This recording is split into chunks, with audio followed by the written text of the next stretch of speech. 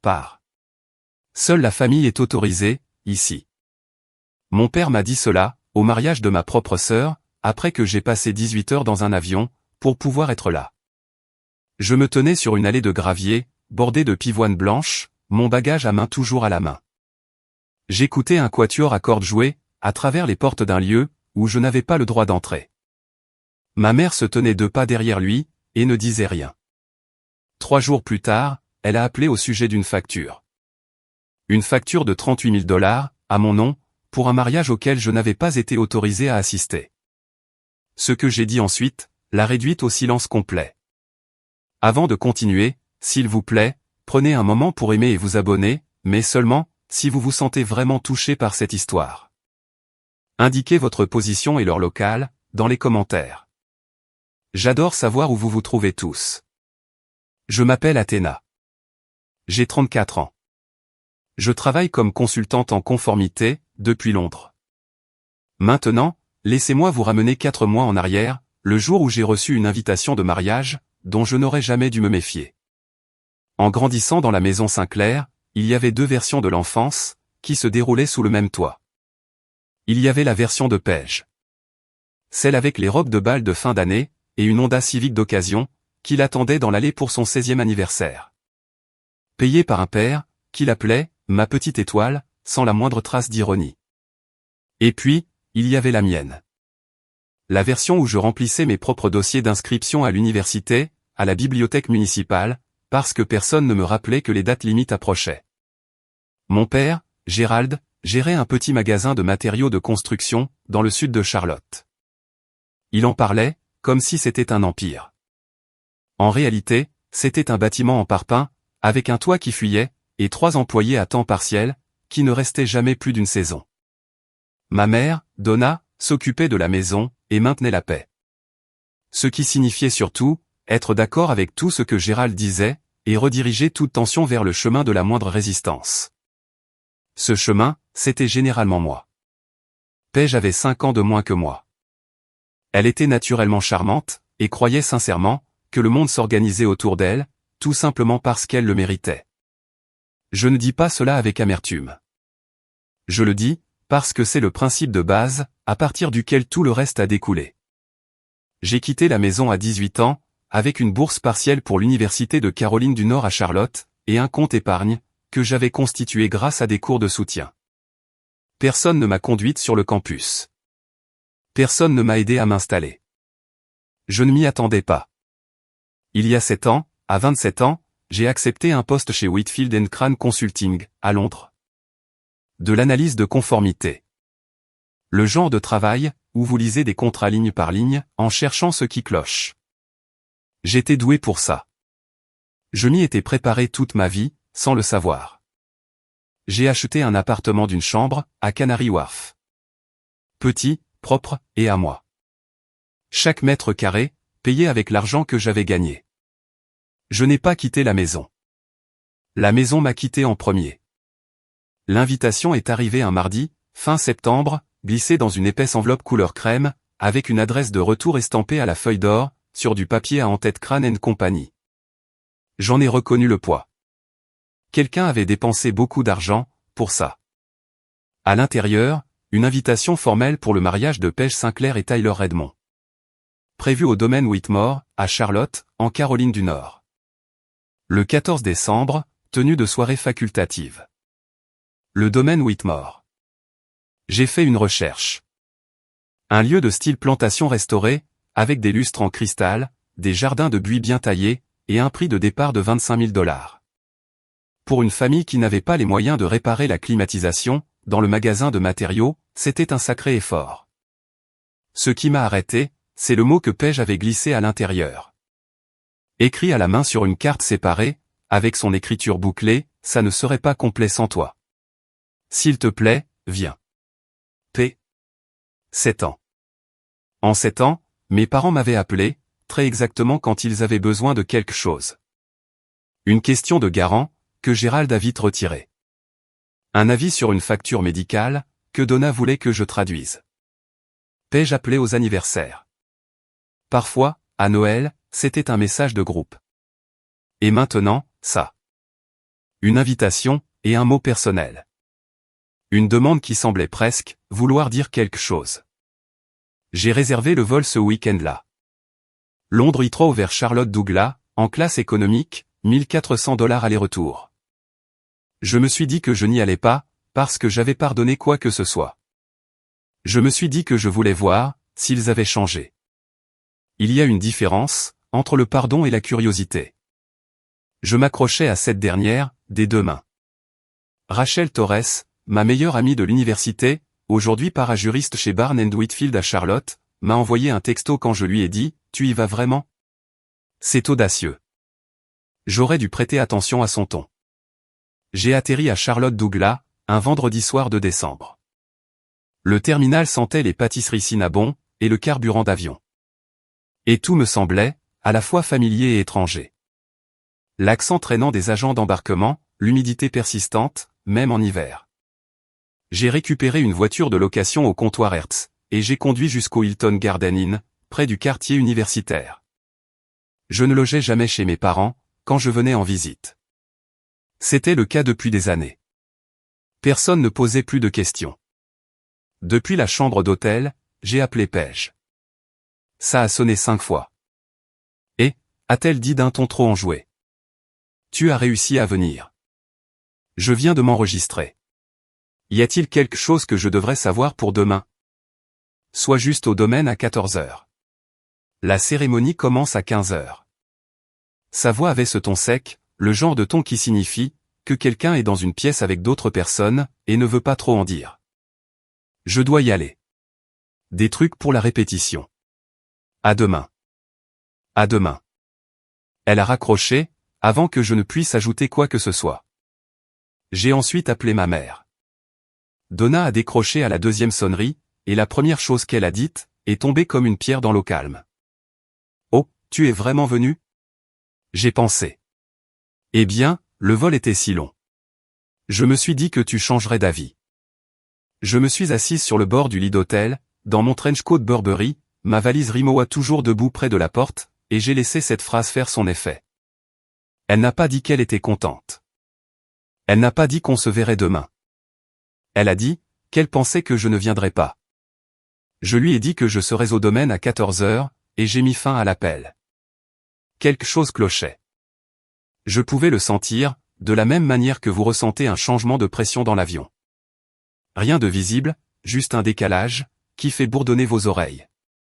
Je n'ai pas bien dormi cette nuit-là. Samedi 14 décembre. Je portais une robe bleu marine ajustée, que j'avais achetée sur Regent Street, exactement pour cette occasion. Des talons bas, des clous d'oreilles en perles. Rien de voyant, juste assez pour montrer que j'avais ma place quelque part, sans trop essayer de le prouver. Le domaine Whitmore se trouvait au bout d'une longue allée de gravier, bordée de magnolias nus, ornée de guirlandes lumineuses blanches. À travers les hautes fenêtres de la façade, je pouvais voir le scintillement des lustres. Un quatuor à cordes s'échauffait. Un morceau de pachelbel, qui flottait au-dessus des haies de buis. Mon père se tenait à l'entrée. Pas à l'intérieur pour accueillir les invités. Pas à l'hôtel, en attendant Paige. Debout, dehors, sur le gravier. Les mains dans les poches d'un gilet gris anthracite, que je ne lui avais jamais vu. À côté d'un Cadillac Escalade de location, qui avait encore la plaque du concessionnaire. Il m'a vu approcher, et a fait un pas en avant. Athéna, tu dois partir. Je me suis arrêté de marcher. Pardon? Seule la famille est autorisée. Tu n'as pas été invité. J'ai brandi l'invitation. La véritable invitation, imprimée à la feuille d'or par Crane & Company, avec mon nom dessus. J'ai l'invitation juste ici, papa. C'était une erreur. Tu n'aurais pas dû venir. J'ai regardé par-dessus son épaule. À travers les portes vitrées, je pouvais voir Paige, dans une robe blanche Vera Wang, riant avec une demoiselle d'honneur. Donna se tenait près de l'entrée, dans une robe de mère de la mariée couleur lavande, et nous observait par la fenêtre. Elle n'est pas sortie. Elle n'a pas fait de signe de la main. Papa, ne fais pas de scène. Les invités sont à l'intérieur. Va-t'en. Je n'ai pas supplié. Je n'ai pas pleuré. Pas devant lui. Je me suis retourné, J'ai tiré ma valise sur le gravier, et j'ai marché jusqu'à la voiture de location. Je n'ai pas pleuré, avant que les portes ne soient verrouillées, et que le moteur ne tourne. Et même alors, je n'ai pas pleuré pour le mariage. J'ai pleuré, parce que je m'étais permis d'espérer. De retour au Hilton, je me suis assise sur le lit, toujours dans la même robe bleu marine, les chaussures toujours aux pieds. Et j'ai fixé la télévision en sourdine, pendant ce qui a pu durer 1 heure. La chambre sentait le nettoyant industriel pour tapis, et le sachet de lavande, que je mets toujours dans mon bagage à main. À des années-lumière des lustres, et de Pachelbel. J'ai appelé Rachel à 20h. Ils ont fait quoi? Sa voix m'est parvenue, assez tranchante pour couper du verre. Je lui ai tout raconté. Gérald à l'entrée. Donna qui regardait par la fenêtre. Paige qui riait à l'intérieur, dans sa robe de créateur. Pendant que je me tenais sur le gravier, tenant une invitation que personne n'honorait.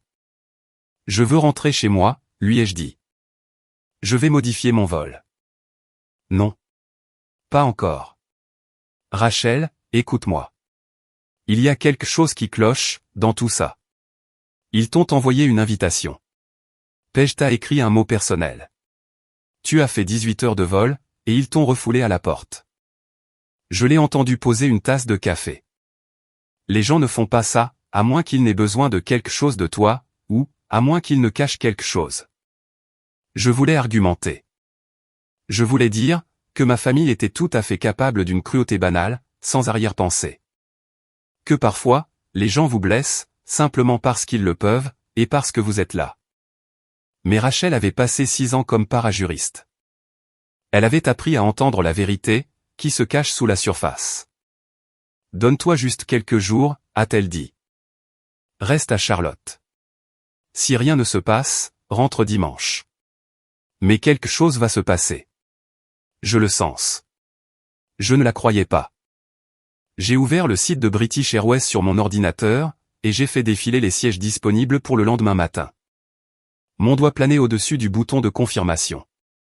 Je n'ai pas cliqué. Peut-être qu'une part de moi pouvait le sentir aussi. 3 jours ont passé. Personne n'a appelé. Je suis resté au Hilton, travaillant à distance depuis le bureau près de la fenêtre.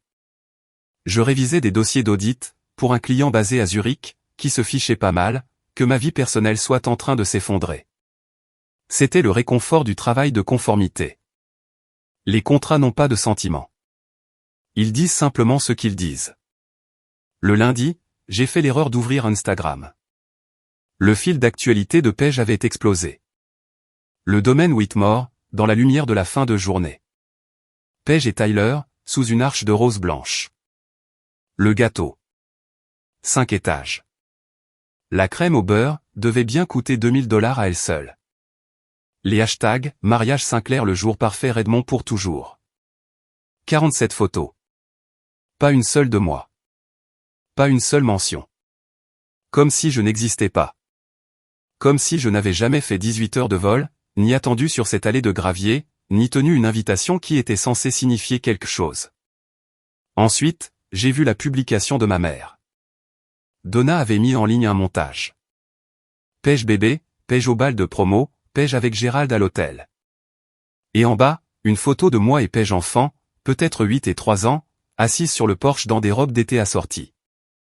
La légende, si fière de mes 2 filles. J'ai fixé ce mot, 2, jusqu'à ce qu'il n'ait plus aucun sens. Elle avait posté, mes 2 filles, pour le public de cousins et d'anciens voisins qui la suivaient, pour sauver les apparences. Elle ne pouvait pas vraiment expliquer, pourquoi l'une de ses filles, n'était sur aucune des photos du mariage. Alors, elle a fouillé dans des archives vieilles d'une décennie, pour trouver une preuve d'inclusion, qui n'existait plus. Pendant ce temps, Paige a publié un avant-goût. Le compte à rebours de la lune de miel. Bali, nous voilà. Avec une localisation identifiée, au complexe Four Seasons. J'ai fermé l'application, j'ai fermé l'ordinateur portable, et j'ai dîné avec des biscuits de distributeur automatique.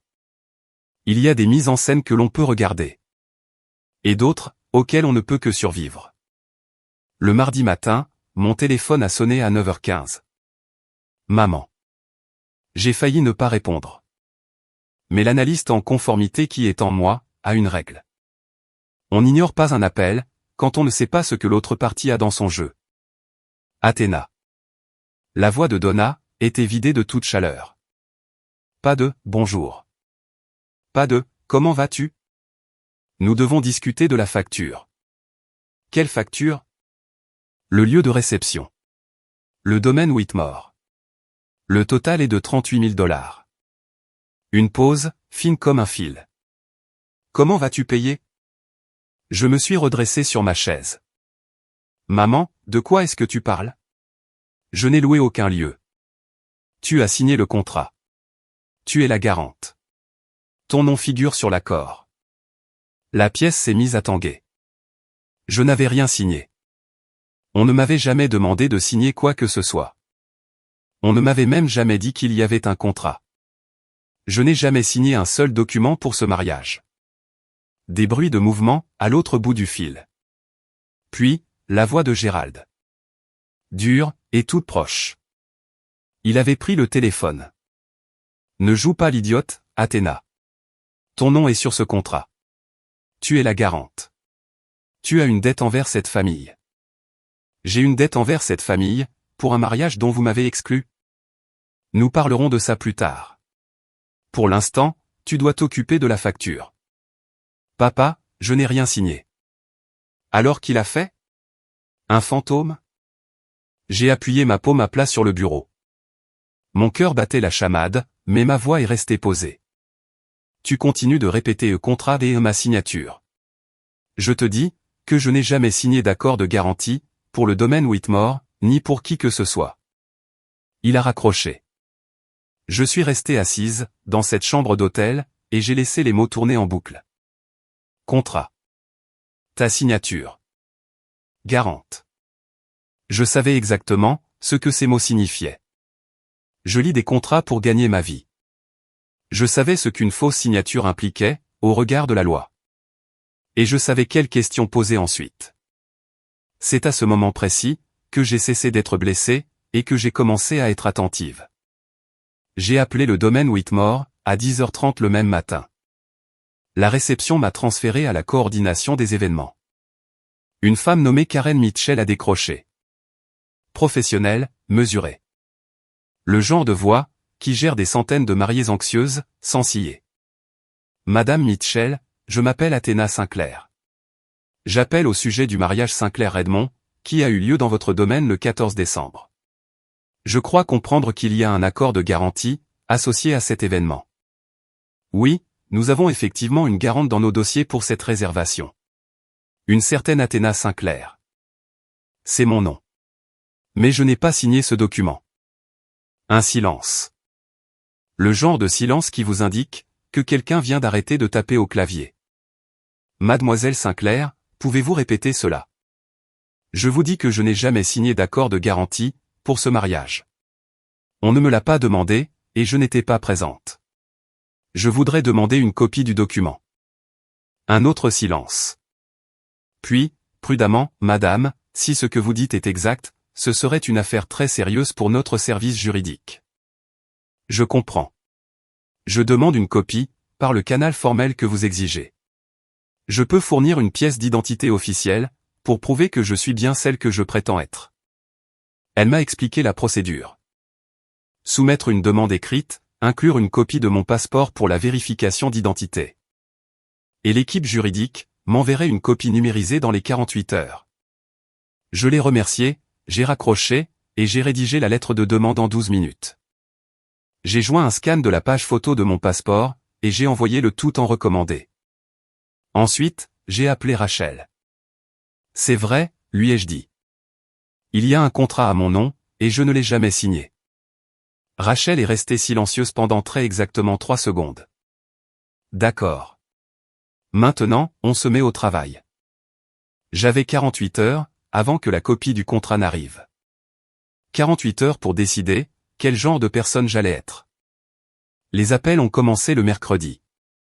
La tante Caroline a été la première. Elle avait le ton chaleureux mais ferme, d'une femme qui avait déjà répété son discours. Athéna, chérie. Ta mère est hors d'elle.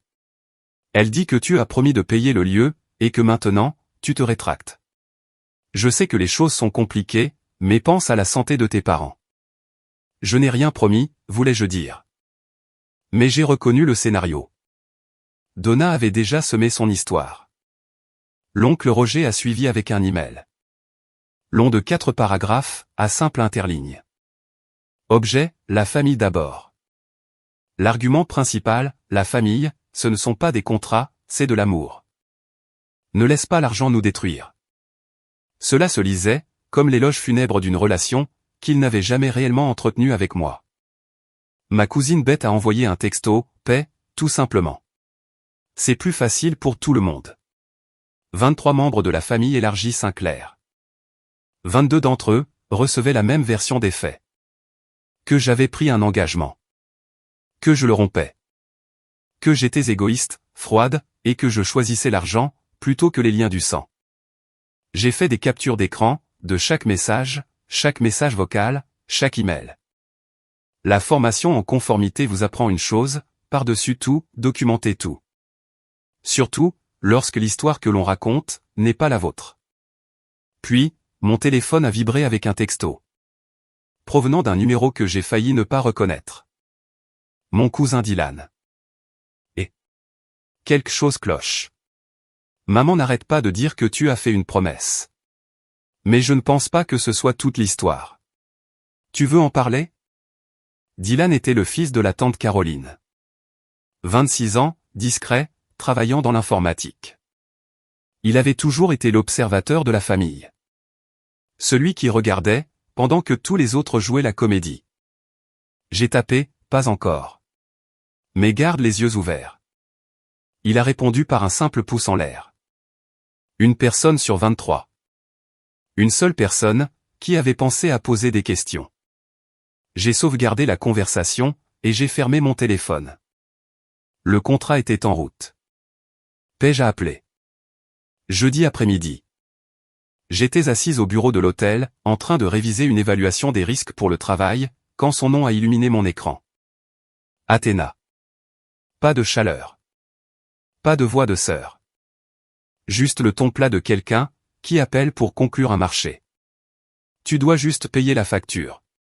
Tu gagnes un salaire à 6 chiffres. 38 000 $, c'est genre un mois de salaire pour toi. Tu m'as jeté de ton mariage, Paige. Et maintenant, tu veux que je paie pour ça? C'était la décision de papa. Je ne le voulais pas. Mais tu ne l'as pas arrêté non plus. Silence. Écoute, a-t-elle repris. Papa s'est occupé du contrat, il y a des mois. C'est fait. Paie juste la facture, et on pourra passer à autre chose, comme des adultes. Je n'ai jamais rien signé. Peu importe.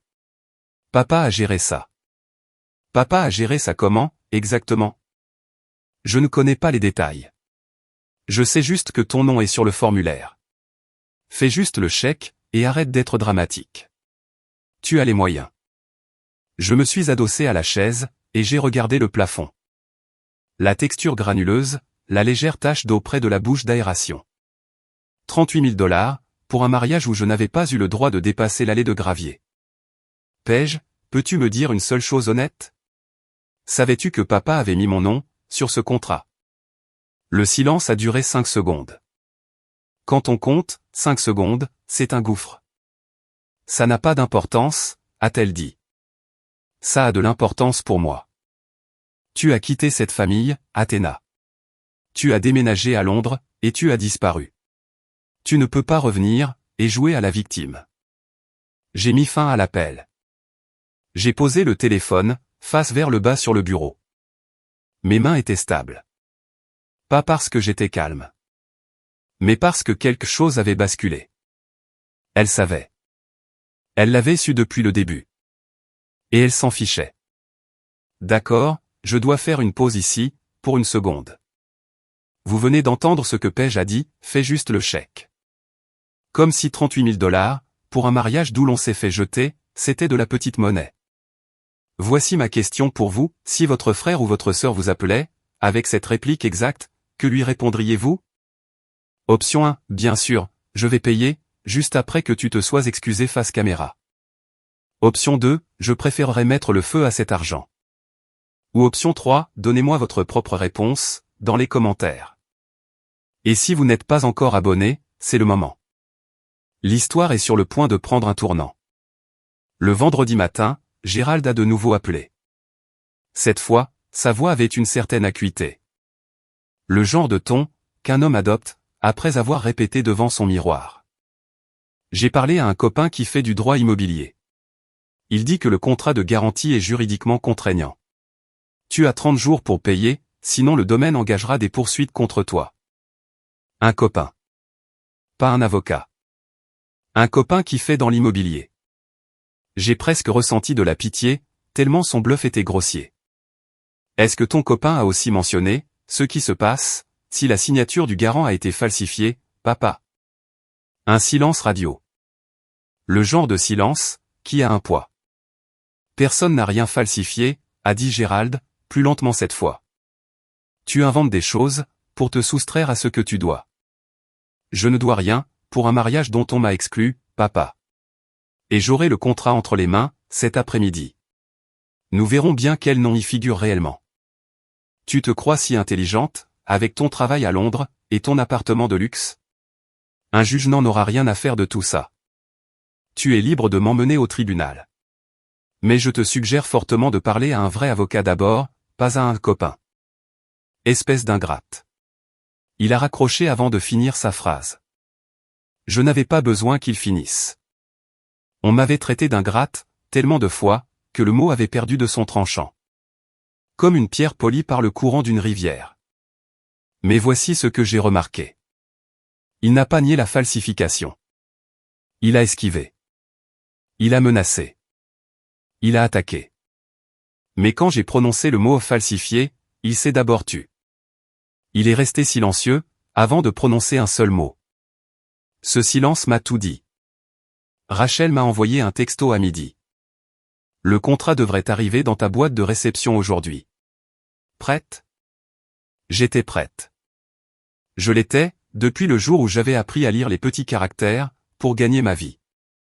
Donna a appelé le soir même. Seule cette fois. Pas de Gérald en arrière-plan. Sa voix avait changé de registre. Plus douce, plus tremblante. Entrecoupée de larmes, qui pouvaient être vraies, ou fausses. Athéna, je t'en supplie. Ton père n'arrive plus à dormir. Si le domaine engage des poursuites, nous pourrions perdre la maison. Maman, vous pourriez perdre la maison, parce que quelqu'un a falsifié ma signature sur un contrat. N'utilise pas ce mot, sa voix s'est durcie.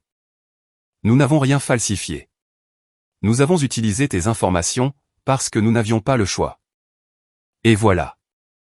Enfoui sous un déni, une confession. Vous n'aviez pas le choix. Vous aviez le choix de prendre le téléphone, et de me le demander. Tu aurais dit non. Et cela aurait dû être la fin de l'histoire. Une longue inspiration.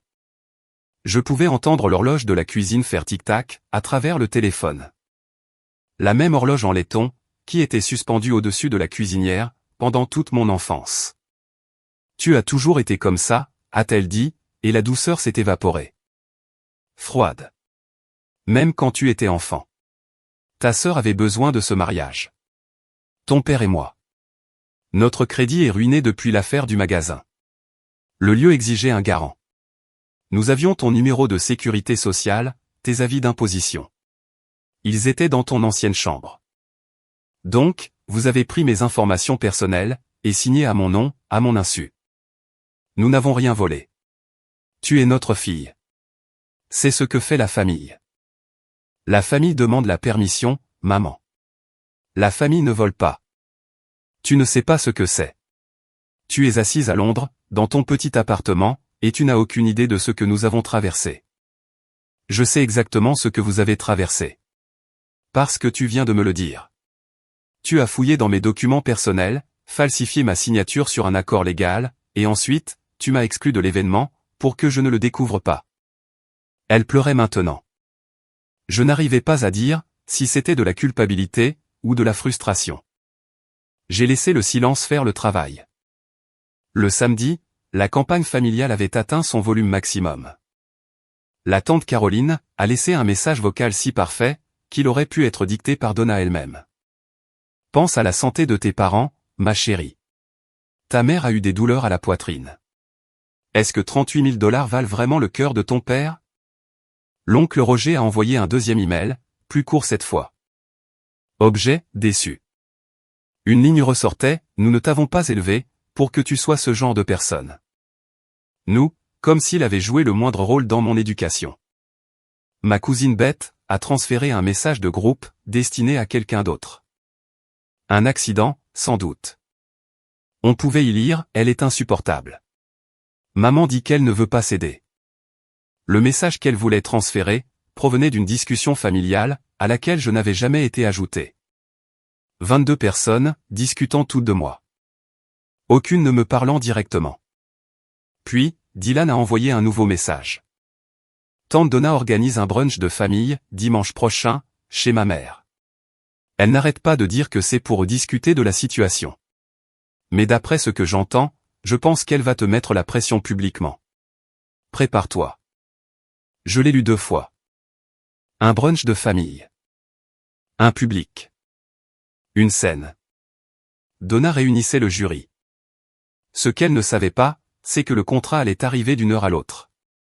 Et ce qu'elle ne pouvait pas imaginer, c'est que je pourrais me présenter à ce brunch, avec la seule chose dont elle avait peur, la vérité sur papier.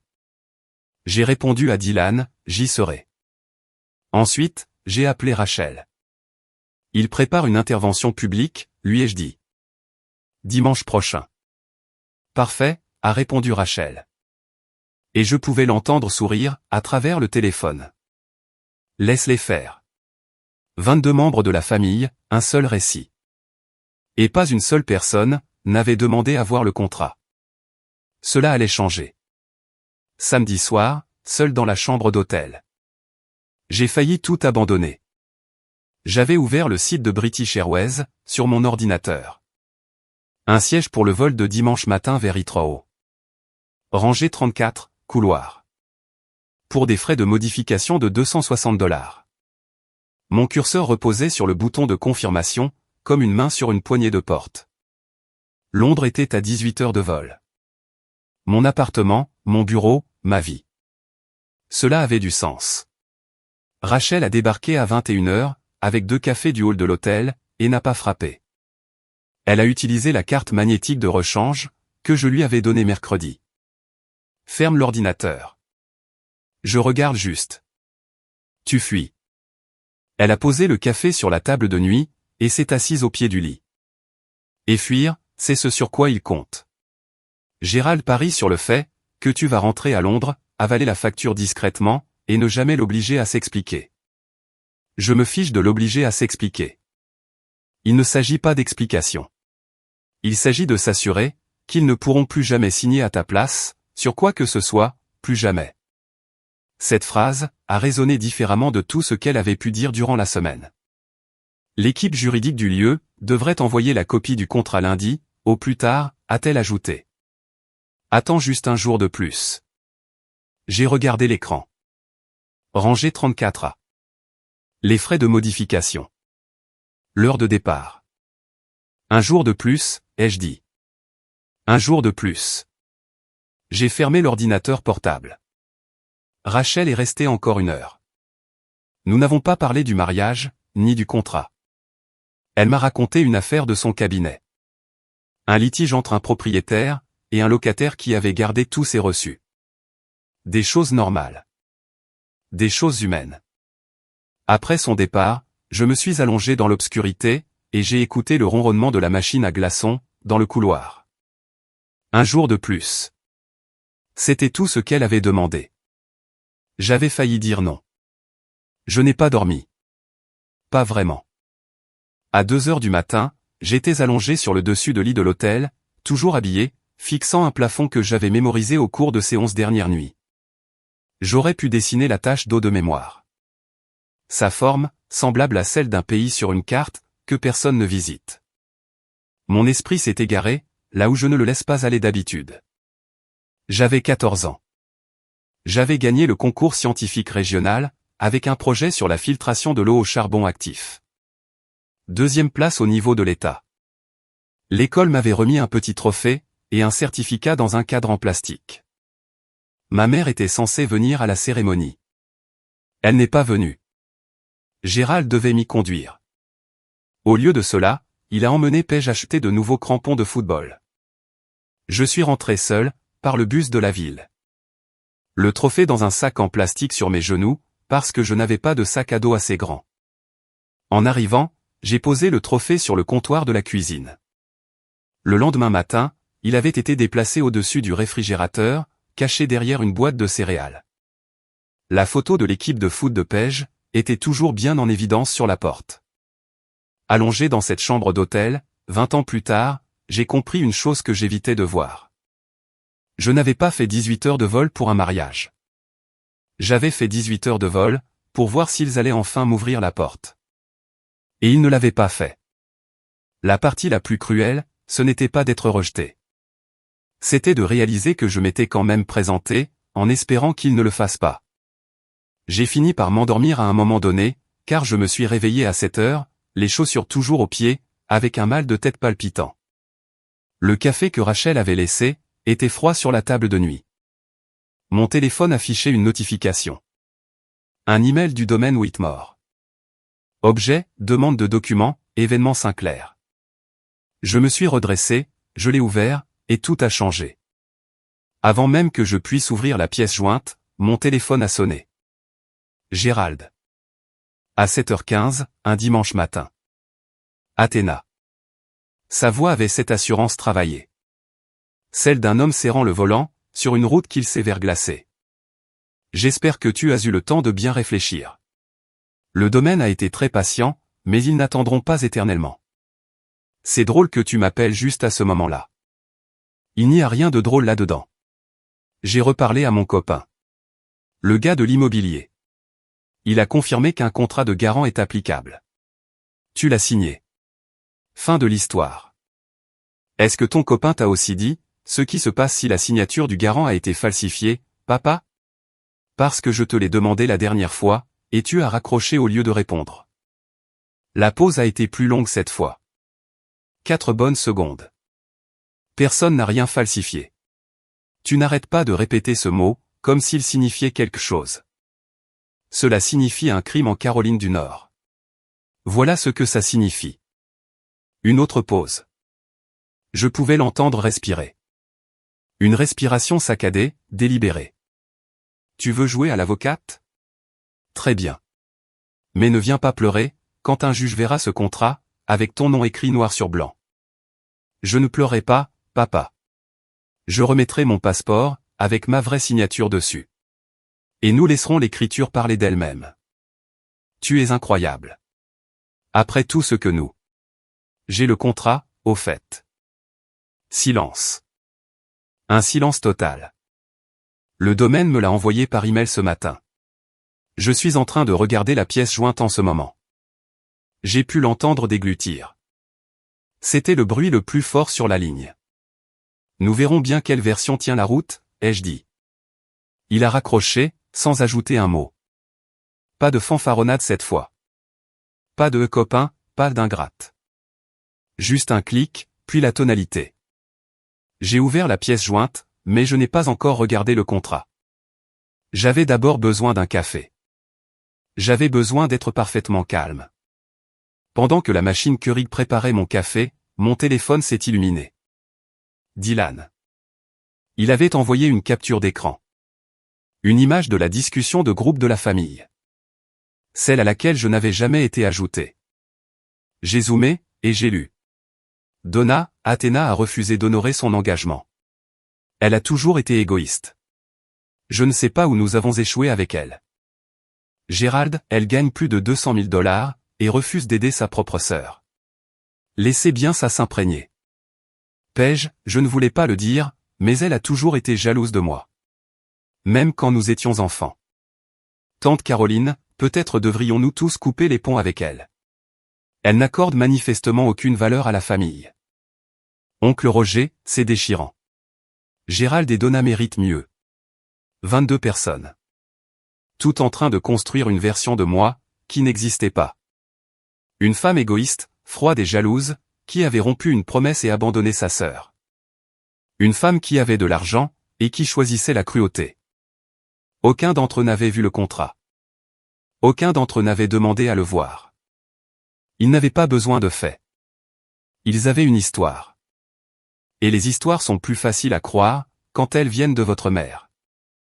J'ai fait une capture d'écran de toute la conversation. Chaque message, chaque horodatage.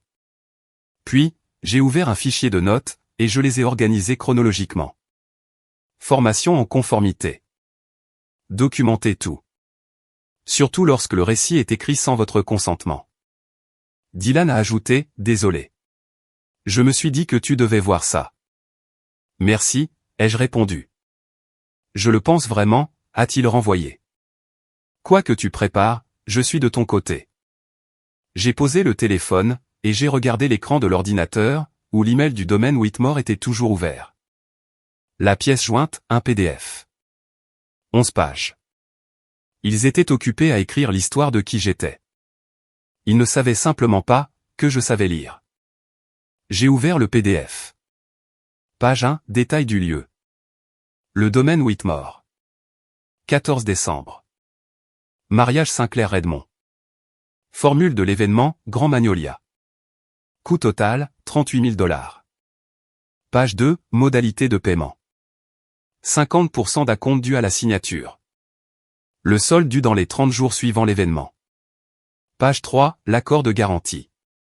Une page de signature distincte. Net et officiel. La section du garant disait, je sous-signais, Athéna Sinclair, garantie par la présente, le paiement intégral du solde restant, dans le cas où les parties contractantes principales seraient en défaut. Et là, tout en bas. Une signature. Athéna Sinclair. Mais ce n'était pas la mienne. J'ai fixé l'écriture. Quiconque l'avait signée, avait essayé de reproduire ma façon d'écrire. La longue queue du A, la façon dont je boucle le S. Mais la pression du stylo n'était pas la bonne. L'inclinaison était trop abrupte. Les lettres minuscules ne se connectaient pas de la même manière que les miennes. On aurait dit que quelqu'un s'était entraîné à partir d'un échantillon, une ancienne déclaration de revenus peut-être, ou un formulaire bancaire. Et s'en était approché suffisamment, pour tromper un coordinateur d'événements, qui n'avait aucune raison de le remettre en question. Assez proche, pour tromper un inconnu. Pas assez proche, pour me tromper. J'ai posé l'ordinateur à côté de mon passeport, ouvert à la page de la photo. Ma vraie signature se trouvait juste là, à l'encre bleu marine. Ferme, nette, reconnaissable entre mille. Les deux signatures ne correspondaient pas. Ce n'est pas ma signature, ai-je dit à voix haute, dans cette chambre d'hôtel vide. Et je peux le prouver. J'ai appelé Rachel. Elle a décroché à la première sonnerie. Je suis en train de le regarder, ai-je dit. À quel point est-ce mauvais? Mon nom. L'écriture de quelqu'un d'autre. Ça n'y ressemble même pas, Rachel. Elle a expiré. C'est un cas d'école de falsification. Selon la loi de Caroline du Nord, un accord de garantie falsifié est nul depuis le début. Il n'a jamais existé. Tu as une responsabilité zéro. Je me suis adossé à ma chaise. Ils n'avaient pas seulement menti à mon sujet. Ils étaient devenus moi, sur papier, à l'encre, sans ma permission. Rachel est arrivée à l'hôtel dans l'heure. Son ordinateur portable sous le bras, et un bloc-notes juridique déjà à moitié couvert de notes. Nous nous sommes assis au petit bureau près de la fenêtre. 2 cafés, et le PDF remplissant l'écran entre nous. Voici ce que l'on va faire, a-t-elle dit, en enlevant le capuchon d'un stylo. D'abord, tu rédiges une lettre formelle, au service juridique du lieu. Tu déclares que tu n'as pas signé l'accord de garantie. Tu déclares que la signature n'est pas la tienne. Je demande qu'il lance une procédure de vérification, et je joins la page de mon passeport, avec ma vraie signature pour comparaison. Exactement. Nous incluons également, un bref exposé des faits. Tu n'étais pas présente lors de la signature du document. Tu n'as pas été informé de son existence. Et tu n'as autorisé personne à signer en ton nom. J'ai rédigé la lettre en 20 minutes. Rachel l'a relue 2 fois, a resserré 2 phrases, et a ajouté une ligne, sur la préservation du document original, en vue d'une éventuelle analyse médico-légale. Que se passe-t-il, quand le lieu confirme la falsification, ai-je demandé. La totalité des 38 000 $ retombe sur la véritable partie contractante. Tes parents. Paige. Et si le lieu signale l'infraction aux forces de l'ordre? Rachel m'a regardé par-dessus ses lunettes de lecture.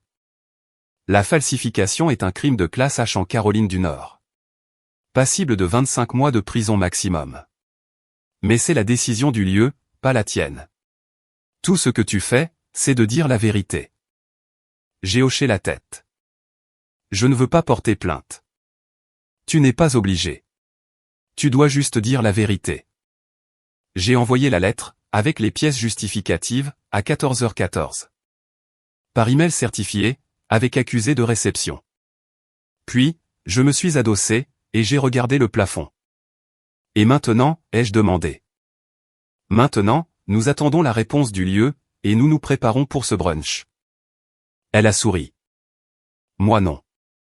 Mais je n'ai pas non plus réservé ce vol de retour. Le mardi après-midi, Dylan m'a envoyé un autre message. Le brunch est confirmé pour dimanche. Chez tante Caroline, à midi. Ta mère n'arrête pas d'appeler ça une discussion de famille. Elle a dit à tout le monde que le but était d'aider Athéna à entendre raison. J'ai lu le message dans un café près de l'hôtel. Dehors, la lumière hivernale de Charlotte était pâle et grise. Le parking sentait l'asphalte froid, et le petit déjeuner pris au drive-in par quelqu'un. Entendre raison. Ce qui signifiait m'asseoir à une table, entouré de gens qui avaient déjà décidé que j'avais tort, et me mettre la pression jusqu'à ce que je fasse un chèque. J'ai écrit à Rachel, il prépare le terrain. Dimanche, chez la tante Caroline. Rachel, tu y vas? Oui. Tu es sûr? Ils veulent une conversation publique. Ils en auront une. Mais pas la version qu'ils ont répétée. Le plan était simple. J'apporterai 3 choses.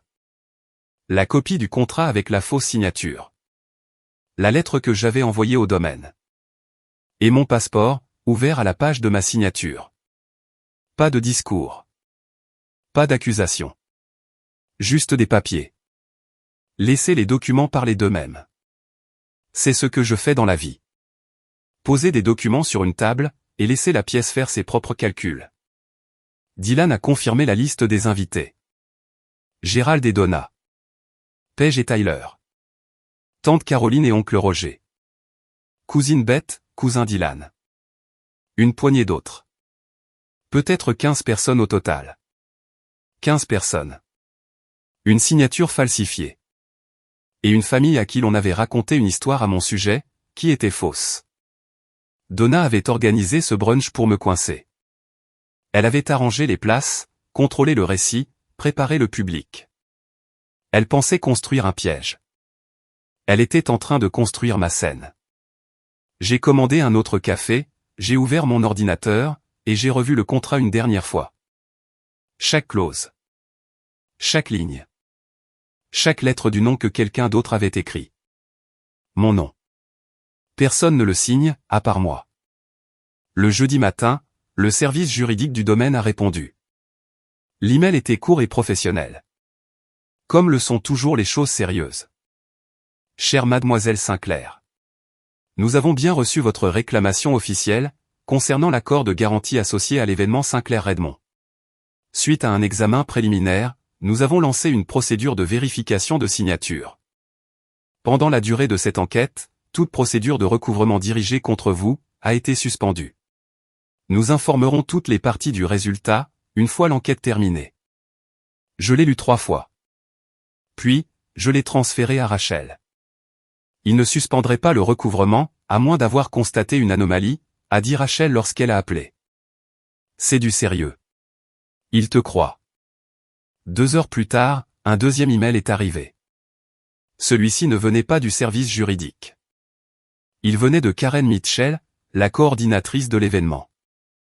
Envoyé depuis son adresse personnelle du domaine Whitmore, avec pour seul objet, pour votre information.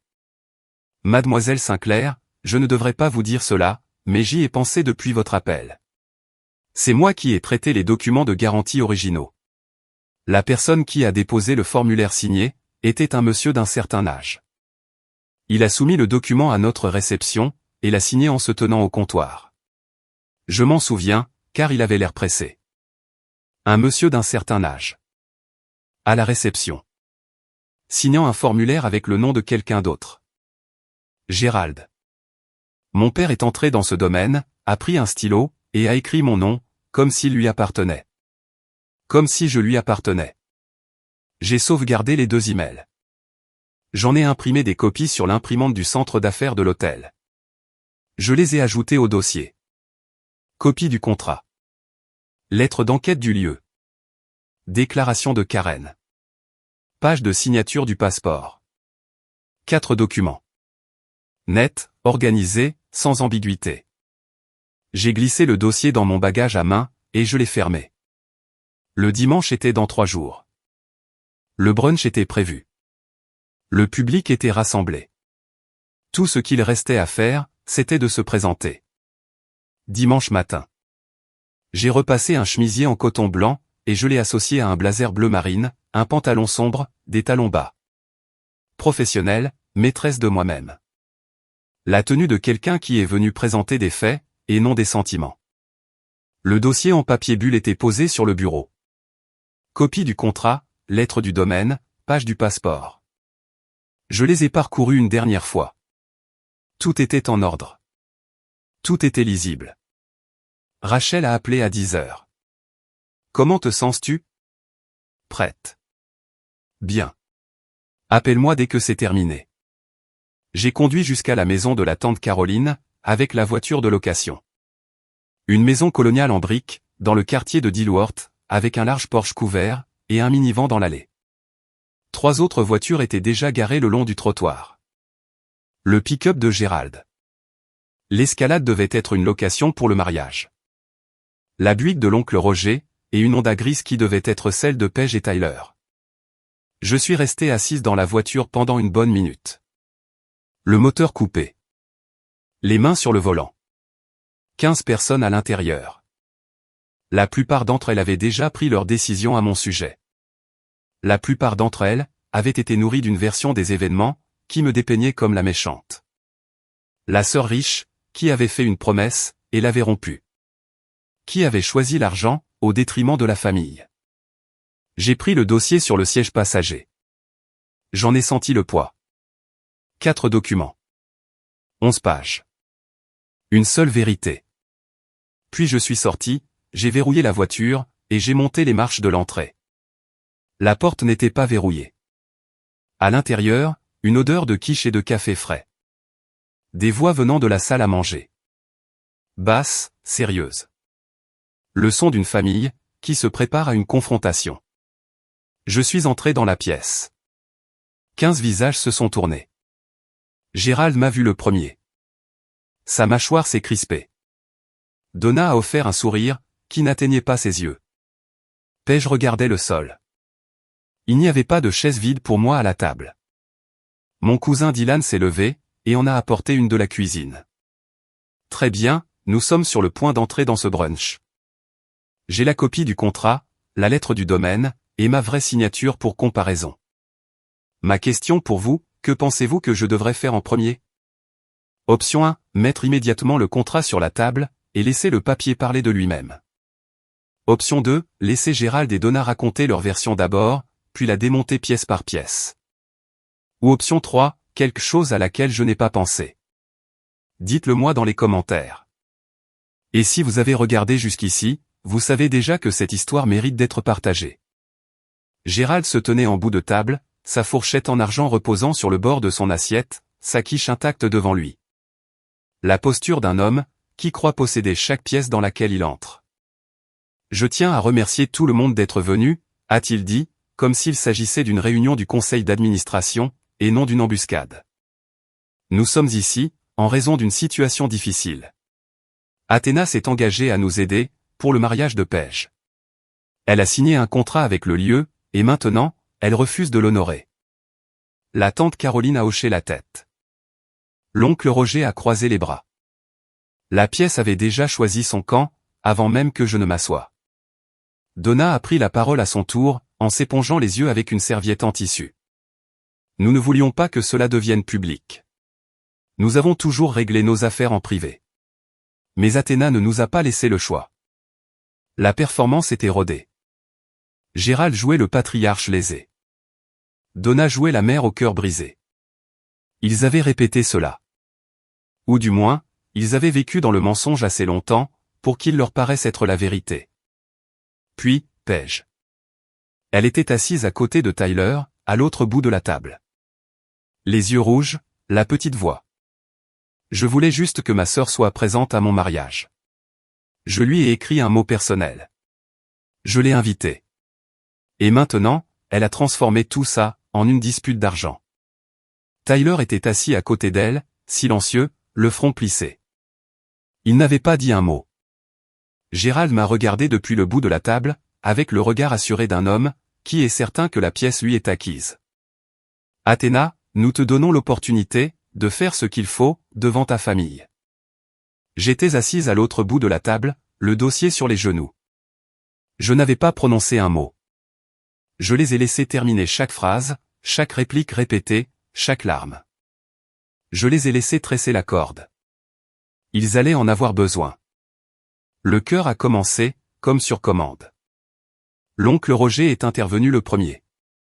Athéna. Nous avons toujours pensé que tu étais la personne responsable, celle qui avait réussi.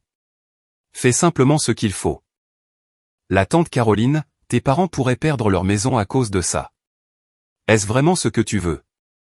La cousine Bette, levant à peine les yeux de son téléphone, tu gagnes bien ta vie. Honnêtement, c'est plutôt embarrassant, que cette conversation ait même lieu. Chaque voix atterrissait, comme une pierre jetée sur un tas. Il ne posait pas de questions. Il rendait des verdicts. Tout au long de la scène, j'ai observé Tyler. Il était adossé à sa chaise. Il regardait tour à tour Gérald, Donna, et Paige, avec une expression que j'ai reconnue. L'expression de quelqu'un, qui entend une histoire pour la première fois, et réalise qu'elle ne correspond pas à celle qu'on lui a racontée. Il s'est penché vers Paige, et a chuchoté, juste assez fort pour que je puisse l'entendre, quel contrat. Paige a posé une main sur son bras. Chut. Je t'expliquerai plus tard. Tyler ne l'a pas quitté des yeux. Sa mâchoire s'est contractée. Gérald, enhardi par la docilité de la pièce, s'est tourné vers moi, avec quelque chose qui ressemblait à un triomphe. Tu vois. Même ta famille est d'accord. Tu as pris un engagement. Nous avons le contrat. Tu l'as signé. Tante Caroline, dis juste oui, Athéna. Dis juste que tu vas couvrir les frais, et nous pourrons tous passer à autre chose. 15 visages. 14 d'entre eux, attendaient que je craque. Un seul, Dylan, au coin de la table, m'observait avec une attention silencieuse. Comme s'il pouvait voir le dossier sur mes genoux. Gérald a écarté les mains. Elle ne peut même pas se défendre. Elle sait qu'elle a signé.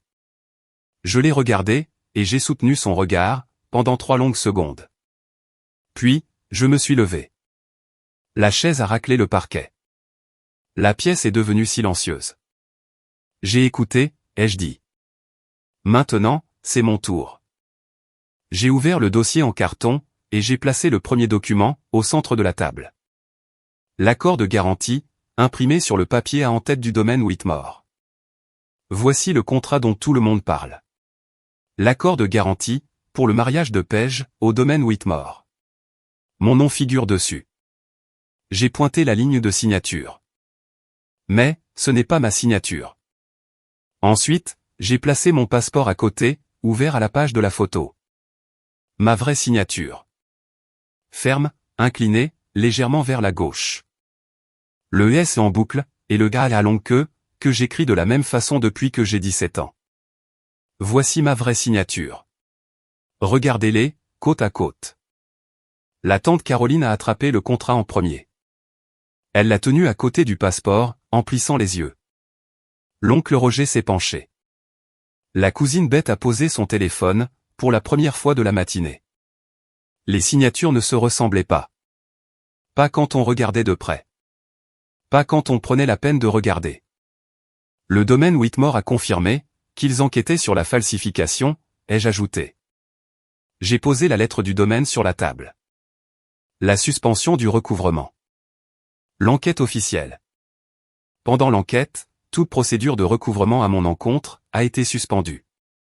Le visage de Gérald avait pris la couleur du ciment frais. C'est ridicule, a-t-il dit. Tu l'as signé par téléphone. Ou électroniquement. Papa. J'ai gardé ma voix posée. La coordinatrice de l'événement du domaine a confirmé qu'un monsieur d'un certain âge a soumis ce formulaire en personne et l'a signé à la réception. La pièce a assimilé cette phrase en temps réel. Je l'ai vu s'inscrire sur le visage de la tante Caroline. Sur celui de l'oncle Roger. Sur celui de Tyler. La bouche de Gérald s'est ouverte. Mais rien n'est sorti. Pour la première fois de ma vie, j'ai vu mon père n'avoir rien à dire. La tante Caroline a parlé la première. Elle a reposé le contrat sur la table, comme s'il lui avait brûlé les doigts. Gérald, est-ce vrai? Tu as signé à sa place. Nous. C'était pour Paige. Sa voix s'est brisée sur le dernier mot. Nous n'avions pas d'autre option. Notre crédit a été détruit, après la faillite du magasin. Le lieu exigeait un garant. Nous n'avons pas. Tu as commis une falsification.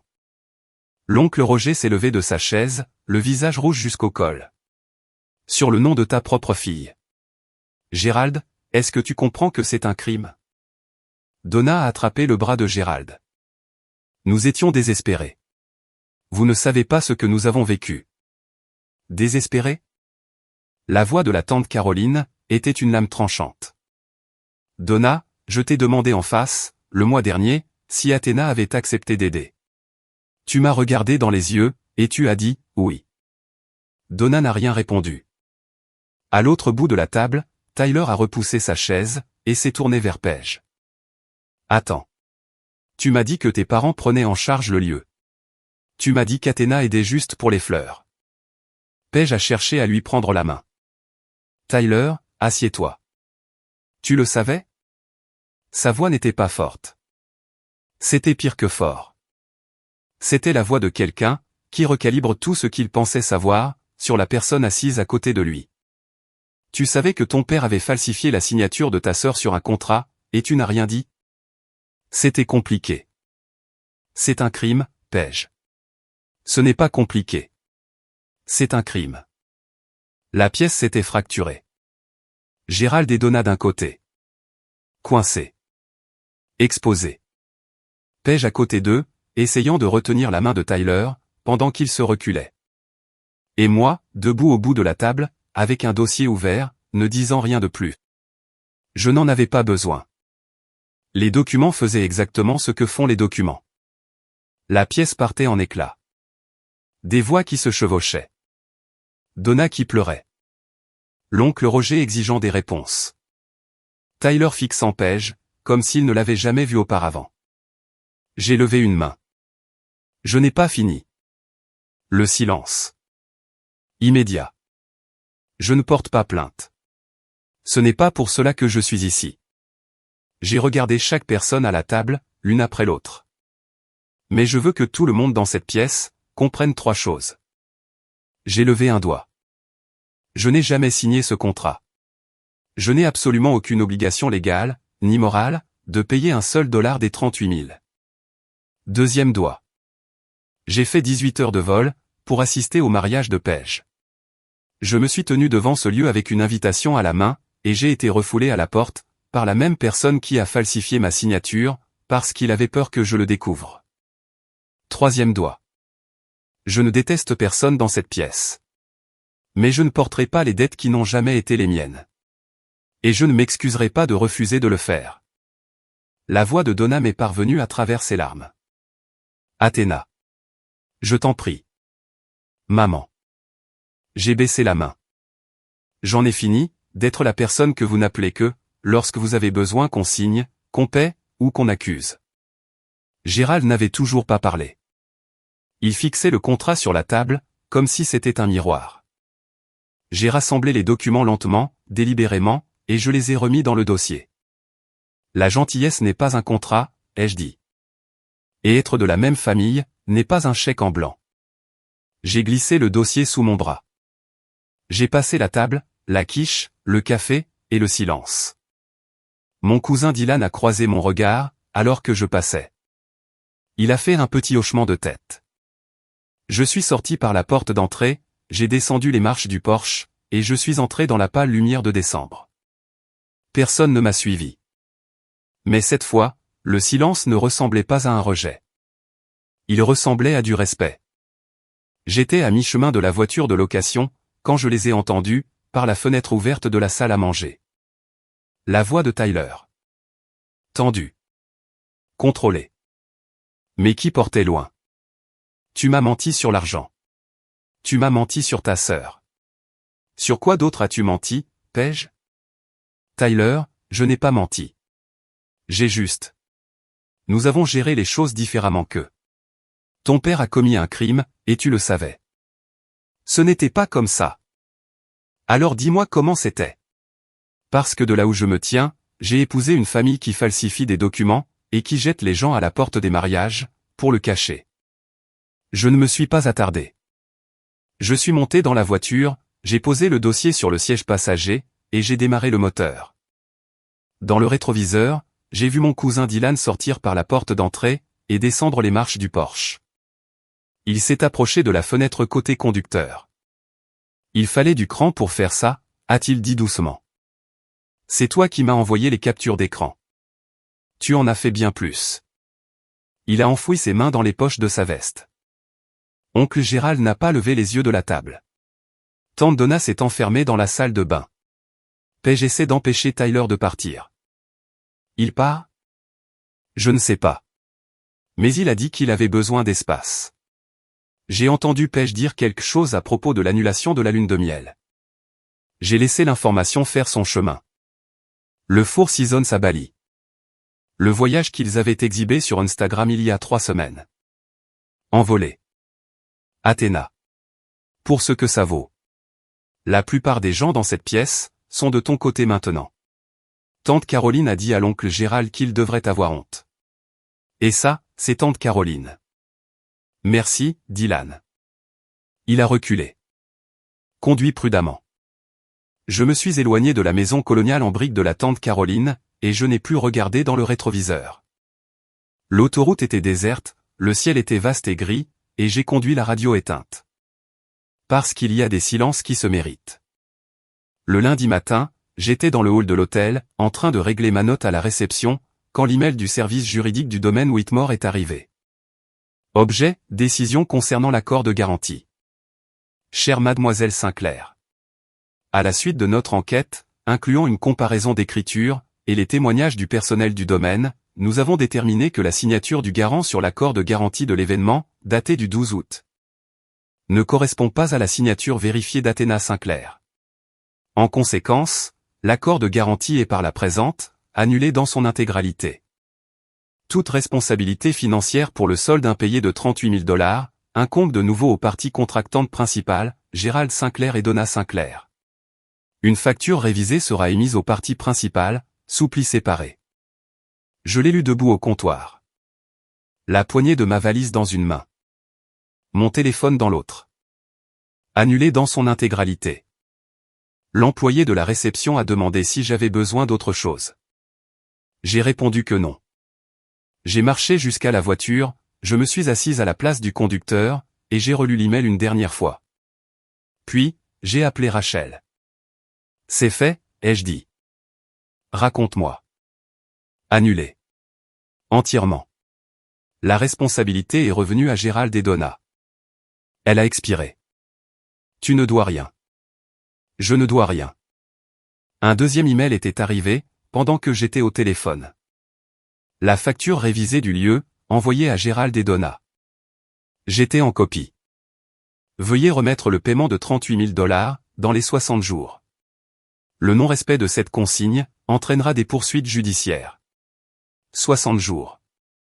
$38 000, pour un mariage qu'ils avaient organisé, pour prouver qu'ils étaient ce qu'ils n'étaient pas. Signé avec un nom qu'ils n'avaient pas le droit d'utiliser. J'ai posé le téléphone dans le porte-gobelet, et j'ai conduit jusqu'à l'aéroport. Le vol de retour a duré 18 heures. J'ai dormi pendant 14 d'entre elles. Le sommeil le plus profond que j'ai eu depuis des semaines. Paige a appelé 3 jours plus tard. J'étais de retour à Londres. Debout dans ma cuisine à Canary Wharf, regardant la Tamise prendre des reflets argentés, dans la lumière de fin d'après-midi. Sa voix était différente. Plus petite. La fanfaronnade avait disparu. Finis-le, fais juste le chèque. Finis-le, tu as les moyens. Tyler a annulé Bali, a-t-elle dit. Il dit qu'il ne peut pas me faire confiance, tant que je ne serai pas honnête sur tout. Ça ressemble à une conversation que tu devrais avoir avec ton mari, Paige. Il veut que j'utilise la compte de la lune de miel pour aider à payer le lieu. $8 000. Est-ce que tu vas le faire? Silence. Puis, je crois que j'y suis obligé. J'ai versé de l'eau chaude sur un sachet de thé, et j'ai laissé s'installer le silence. Athéna. J'ai besoin d'aide. Est-ce que tu pourrais? Voudrais-tu parler à Tyler? Lui dire que je ne suis pas une mauvaise personne. Lui dire que j'ai juste. Non. S'il te plaît. C'est ton mariage, Paige. C'est à toi de trouver les mots. Je ne peux pas servir de pont entre vous. Surtout quand c'est toi qui as brûlé le nôtre. Elle pleurait maintenant. Pas les larmes de comédie du brunch. De vraies larmes. Le genre qui arrive, quand on est à court de stratégie, et que la seule chose qui reste, c'est la réalité de ce qu'on a fait. J'ai eu tort, a-t-elle dit. Je sais que j'ai eu tort. Savoir, ce n'est pas la même chose que réparer. Alors, comment je répare ça? Tu commences par la vérité. Avec Tyler. Avec toi-même. Tu arrêtes de traiter les noms des autres, comme des ressources qui te sont dues. L'appel s'est terminé 1 minute plus tard. Pas de résolution. Pas de câlin de groupe. Juste 2 sœurs séparées par un océan, et une falsification. Et par la distance, que l'honnêteté crée, avant de pouvoir guérir. J'ai bu monter près de la fenêtre, et j'ai regardé une péniche descendre lentement le fleuve. Certaines choses prennent du temps. J'apprenais à les laisser faire. Gérald a appelé un jeudi. En fin d'après-midi pour lui, en soirée pour moi. Je révisais un rapport client à mon bureau, quand son nom est apparu à l'écran. J'ai failli ne pas répondre. Mais l'homme qui appelait, n'était pas celui que j'attendais. Le domaine menace de nous poursuivre en justice. Sa voix n'avait pas de tranchant. Aucune autorité. On aurait dit une voix, qui avait été pliée et rangée dans un tiroir. Je vais devoir vendre le pick-up, et une partie de l'équipement du magasin. Tu t'es mis tout seul dans cette situation, papa. Je sais. 2 mots. Aucune esquive. Pas de « copain » avec des conseils juridiques. Pas des « ingrates ». Juste « je sais ». Il s'est tu. Puis, il a repris. Je pensais que tu paierais simplement. Je pensais que c'était ce que tu faisais. Je pensais que, parce que tu avais l'argent. Tu pensais que je couvrirais les frais, sans jamais poser de questions. Oui. Parce que c'est ce que j'ai toujours fait. Gérer les choses discrètement, reprendre l'avion pour Londres, et ne pas faire de scène. Oui. J'ai regardé par la fenêtre, les lumières le long du quai. Une grue travaillait sur un nouveau bâtiment de l'autre côté du fleuve. Sa lumière rouge clignotait dans la nuit. Il y a autre chose, a-t-il ajouté. Le lieu de réception n'était que le plus gros morceau. J'ai aussi signé ton nom, sur le contrat de location pour les tables et les chaises. 4 500 de plus. 42 500 $ au total, à mon nom, sans me dire un mot. Papa, je ne vais pas te faire la morale. Le domaine a annulé le contrat. Je me retire de tout ça. Quoi qu'il arrive ensuite, les paiements, le pick-up, les conséquences judiciaires. C'est ton problème.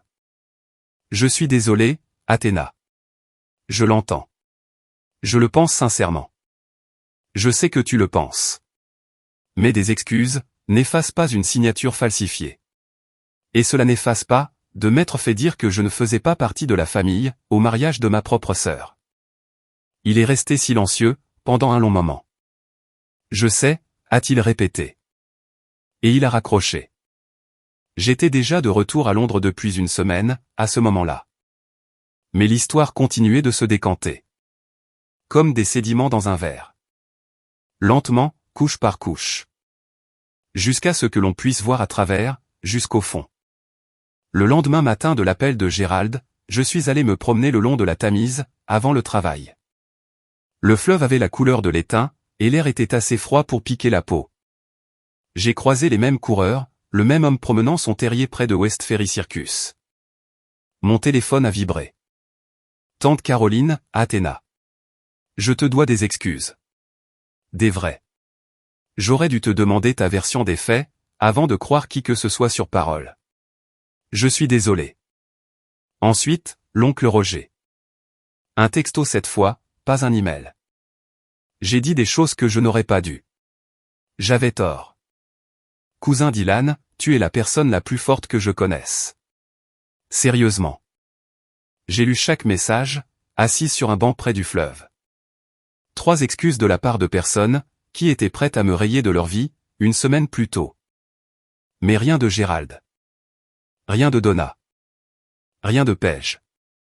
Les 3 personnes, qui me devaient réellement ces mots. J'ai rangé mon téléphone, et j'ai regardé un bateau de tourisme fendre l'eau grise. La victoire n'avait pas le goût auquel je m'attendais. J'avais imaginé quelque chose de net. Un sentiment de conclusion.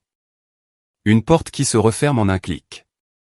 Au lieu de cela, c'était comme nettoyer une blessure. Nécessaire. Inévitable. Mais ça pique quand même. Rachel a appelé dans la soirée. Comment vas-tu? Honnêtement. Soulagé, triste, et fatigué. Les 3 en même temps. Les 3 en même temps. Ça me paraît juste. Elle m'a parlé d'une nouvelle affaire à son cabinet. Un litige avec un entrepreneur. Rien de dramatique. Des choses normales. Des choses humaines. Le même genre d'ancrage qu'elle m'avait offert, dans cette chambre d'hôtel, la nuit où j'avais failli réserver mon vol de retour. Certaines personnes vous soutiennent, en étant extraordinaires. Rachel m'a soutenu, en étant un pilier. 3 mois plus tard, la vie était différente pour tout le monde. Gérald a vendu le Cadillac Escalade. Il s'est avéré qu'il s'agissait d'une location de 36 mois, qu'il avait contractée spécifiquement pour le mariage. Encore une mise en scène. Et il a liquidé ce qu'il restait de l'inventaire des matériaux de construction. Entre le pick-up, l'équipement, et un petit prêt de l'oncle Roger, il a réussi à payer 22 000 $, pour la dette du domaine. Le solde restant, soit environ 20 000 $, incluant la location des tables, était en cours de négociation pour un plan de paiement mensuel. 500 $ par mois. La date de la retraite de Gérald et Donna a été repoussée d'au moins 4 ans. Donna a trouvé un emploi. Pour la première fois depuis 30 ans, elle travaillait à temps partiel. Comme caissière dans une épicerie sur Sardy Road. Je l'ai appris par Dylan. Pas par elle. Paige et Tyler étaient toujours ensemble. Mais la lune de miel avait été annulée. Paige avait cédé la compte de 8 000 $ de Bali, pour rembourser la dette du lieu. Il suivait une thérapie de couple. La condition fixée par Tyler, pour rester. Il a dit à Paige, que la transparence financière n'était plus une option. Chaque compte, chaque relevé, chaque dollar justifié. Le domaine a choisi de ne pas engager de poursuite pénale. Dans la plupart des affaires civiles de ce type, c'est ce qu'il se passe. Un plan de paiement coûte moins cher qu'un procès. Gérald n'aurait pas de casier judiciaire. Il aurait une dette, une réputation entachée, et la certitude d'avoir été démasqué, devant toutes les personnes dont il avait passé sa vie à essayer d'obtenir le respect. Puis, en mars, une lettre est arrivée à mon appartement. Pas d'adresse de retour sur l'enveloppe. Mais j'ai reconnu l'écriture. Les lettres minuscules et appliquées de Donna. Elle était courte. Une seule page. Je n'ai le droit de rien demander, mais je veux que tu saches, que j'apprends ce que signifie mériter une relation, au lieu de l'exiger. J'ai posé la lettre sur la table de ma cuisine, à côté de mon thé. Je n'ai pas répondu. Pas parce que j'étais en colère, mais parce que je n'étais pas prête. Et pour la première fois, je me suis autorisé à considérer que c'était suffisant comme ça. Londres a continué de tourner. La Tamise a changé de couleur avec les saisons. Passant de l'étain à l'ardoise, puis à quelque chose proche du vert, quand le printemps est arrivé. Je suis allé travailler. J'ai lu des contrats. J'ai repéré des anomalies, qui ont fait économiser à mes clients, un argent dont il n'aurait jamais eu connaissance. Et je rentrais chez moi, dans mon appartement de Canary Wharf, je me faisais du thé, et je regardais par la fenêtre. Mais quelque chose avait changé. J'ai commencé à dire oui, à des choses que je refusais d'habitude. Une invitation à dîner d'un collègue. Un week-end à Édimbourg avec Rachel. Elle est venue me rendre visite en avril. Un appel téléphonique du cousin Dylan, qui a duré 1 heure, et n'a abordé rien d'important, mais tout ce qui comptait vraiment. Pendant des années, j'avais confondu l'indépendance avec l'isolement. J'avais construit une vie propre, ordonnée, et entièrement à moi. Et quelque part en chemin, à moi avait commencé à signifier seul. Le voyage à Charlotte n'a pas réparé ça. Mais il a fissuré le mur juste assez, pour laisser entrer la lumière. En mai, j'ai appelé Paige. C'était un appel court. Aucune mention du contrat, du domaine, ou des 38 000 $. Pas d'excuses. Pas d'accusation. Juste 2 sœurs qui discutaient pour la première fois, sans avoir d'intention cachée. Comment va le travail, a-t-elle demandé. Je suis occupée. C'est bien. Ouais. Et Tyler? Il va. Nous y travaillons. La thérapie nous aide. C'est bien. Athéna. Oui. Je suis contente que tu aies appelé. C'était tout. Pas de grande réconciliation. Pas de montage de pardon en larmes. Juste une porte laissée ouverte. Non pas parce que quelqu'un l'avait déjà mérité, mais parce que la garder fermée, me coûtait plus cher que je ne le réalisais. La force, ce n'est pas de porter le fardeau de tout le monde. C'est de savoir quels fardeaux sont les siens, et de poser ceux qui ne le sont pas. J'avais posé les miens, et mes mains étaient enfin libres. C'est le soir à Londres maintenant. Le ciel au-dessus de Canary Wharf a cette teinte bleue si particulière de la fin du printemps. Profonde sur les bords, et d'un or pâle là où les lumières de la ville rencontrent le fleuve. Je suis assise près de la fenêtre de mon appartement, avec une tasse d'Earl Grey qui a tiédi. Ce que je préfère, si je dois être tout à fait honnête. Je repense parfois à ce jour-là. À l'allée de gravier, aux pivoines blanches. Au quatuor à cordes, jouant à travers les portes d'un lieu où je n'avais pas le droit d'entrer. Seule la famille est autorisée. Mon père m'a dit cela, devant une porte qu'il avait déjà fermée. Et d'une certaine manière, il avait raison. Seule la famille était autorisée. Le problème, c'est qu'il avait oublié qui était réellement sa famille. Il a oublié que la famille n'est pas une pièce de théâtre que l'on joue pour un public. Ce n'est pas un contrat que l'on signe avec la main de quelqu'un d'autre. Ce n'est pas une facture que l'on fait glisser sur une table, en s'attendant à ce que quelqu'un la paie, simplement parce qu'il partage votre sang. La famille, ce sont les gens qui sont présents, non pas parce qu'ils vous doivent quelque chose, mais parce qu'ils le choisissent. C'est Rachel, qui a apporté du café froid dans une chambre d'hôtel, et qui m'a dit de fermer mon ordinateur. C'est Dylan, qui m'a envoyé une capture d'écran, qui a tout changé. C'est cette version de Paige, qui a appelé en mai, pour me dire « Je suis contente que tu aies appelé », et qui le pensait vraiment. Je regarde mon passeport sur l'étagère.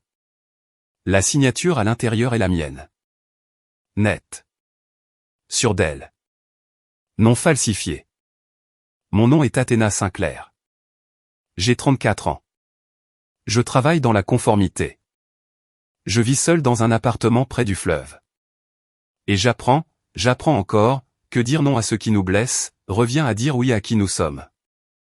Personne ne signe mon nom, à part moi. Et c'est suffisant. C'est enfin suffisant. Voilà mon histoire. Et si vous êtes toujours là, merci. Si cette histoire a résonné en vous, j'adorerais vous entendre. Option 1. Avez-vous déjà dû imposer des limites à votre propre famille, même si cela vous a coûté quelque chose? Option 2. Avez-vous déjà été le distributeur automatique de la famille? Celui que tout le monde appelle, quand ils ont besoin de quelque chose, mais jamais dans les autres cas? Ou option 3. Racontez-moi quelque chose de complètement différent. Votre histoire, avec vos mots, laissez-la dans les commentaires. Et si vous voulez plus d'histoires comme celle-ci, jetez un œil à la description. J'en ai mis quelques-unes en lien, qui frappent tout aussi fort. Jusqu'à la prochaine fois, souvenez-vous, votre nom, et votre signature, n'appartiennent qu'à vous. Ne laissez personne l'écrire à votre place.